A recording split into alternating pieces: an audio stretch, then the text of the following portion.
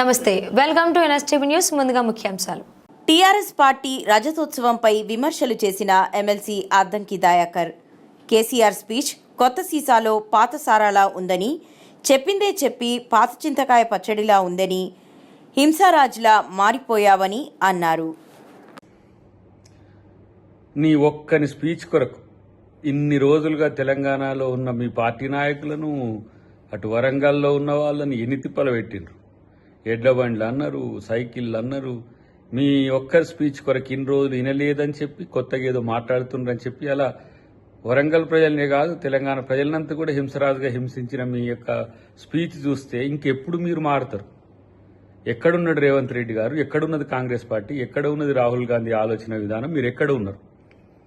నిన్న భారత్ సమ్మిట్లో చేసిన రెజల్యూషన్స్, హైదరాబాద్ డిక్లరేషన్కి సంబంధించిన రెజల్యూషన్స్ అర్థమన్నా తెలుసా మీకు? కనీసం జస్టిస్ ఫర్ వాట్ అనేది భారత్ సమ్మిట్లో అంతర్జాతీయ ఇవాళ సమాజం కాంగ్రెస్ పార్టీని, రాహుల్ గాంధీని, రేవంత్ రెడ్డి గారిని పొగుడుతున్న పరిస్థితి మీకు కనీసం అర్థమయ్యే స్థితిలో కూడా లేరు, మీ నాయకత్వం కానీ మీకు కానీ. కాబట్టి ఇలాంటివి పాత చింతకాయ పచ్చడి స్పీచ్లు విని విని తెలంగాణ ప్రజలకు బోరు కొట్టింది కేసీఆర్ గారు. ఇంకెందుకు ఇలాంటి, మీరేం ప్రజలు రెచ్చగొడితే రెచ్చిపోవడానికి ఏం సిద్ధంగా లేరు.